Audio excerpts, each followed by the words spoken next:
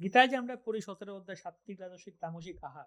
একদম সেখানেও দেখুন আয়ুর্বেদে কি বলা আছে? সেই সেই রসগুলোর কথা, এই যে একটু আগে আমরা ৬ টি রসের কথা বললাম। মধুর, অম্ল, লবণ, কটু, তিক্ত, কষায়। সেই ৬ টি রসের কথাই বলা আছে।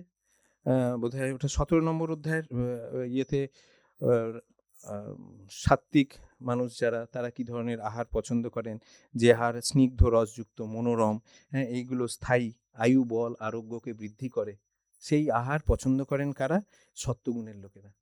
তাদের প্রিয়। হ্যাঁ? তারপরের শ্লোকেই বলা আছে কটু, অম্ল, লবণ যেটা অতিরিক্ত মাত্রায় যারা খান, রজোগুণের ইয়ে রাজসিক মানুষ যারা, সবকিছুই বেশি। কটু, তিক্ত, কষায়, মশলাপাতি সবকিছু বেশি দিয়ে রান্না করে। তাদের কিন্তু সেই বৈদিক বিরিয়ানিটা কোন ইয়েতে পড়ে? অবশ্যই রাজসিক। এই যে অতিরিক্ত তিক্ত, অতিরিক্ত অম্ল, অতিরিক্ত লবণাক্ত, উষ্ণ, তীক্ষ্ণ, শুষ্ক যে আহারগুলো, হ্যাঁ? সেইগুলো কিন্তু অতিরিক্ত প্রদাহকর, মানে জ্বালা বা উত্তাপ প্রদান করে, এবং শাস্ত্রে ভগবদ্গীতাতেই বলা আছে দুঃখ প্রদায়ক।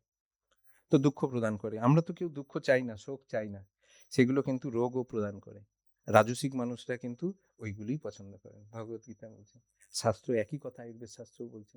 এই এই এই রসগুলো যদি অতিরিক্ত পরিমাণে যারা খাবে, তাদের অবশ্যই প্রদাহ সৃষ্টি হবে। শরীরে জ্বালা উৎপন্ন হবে, চুলকানি হবে। তারা স্কিন ডিজিজ নিয়ে আমাদের কাছে আসছে। আমরা স্কিন ডিজিজের ট্রিটমেন্ট করার আগে তার যখন পিত্ত ডায়াগনোসিস করছি বেশি, তখন তাকে উল্টো জিনিসগুলো খেতে বলছি। যেগুলো সে খেয়েছে তার উল্টো। হুম। বাহ! তো আমরা আমাদের আলোচনার শেষাংশে চলে এসেছি অনেকটা। কয়েক মিনিট আছে।